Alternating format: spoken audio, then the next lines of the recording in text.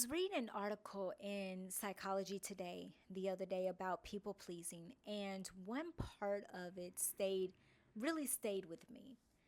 The article described people who have a hard time saying no. It talked about people who rearrange their schedules so they don't disappoint someone, people who feel responsible for fixing problems they didn't create. And as I kept reading, I noticed something. Every example looked different. One person struggled at work, another struggled with family. Someone even stayed in relationships long after they knew they weren't healthy because they didn't want to hurt anyone. Different stories, different people, but there was one thread running through all of them. Every single one of them had learned to make room for everyone else before they made room for themselves. That's when I stopped reading for a second because I found myself wondering, how does someone get there? I think anyone wakes up one morning and decides, I'm going to spend my life putting everyone else's needs ahead of my own. I think it starts much smaller than that. Maybe saying yes avoided conflict.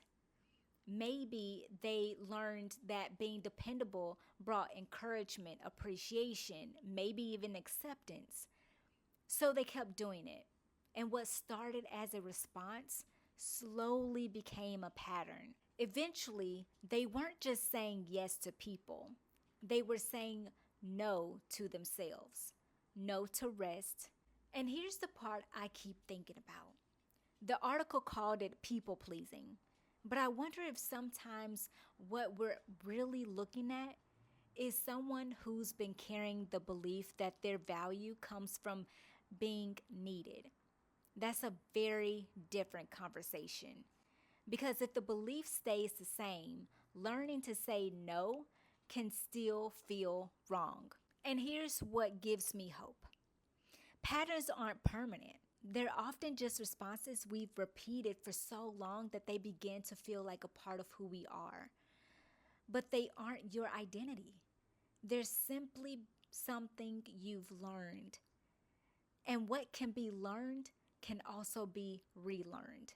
But every time you notice the pattern, you create a small space between what you've always done and what you get to choose next.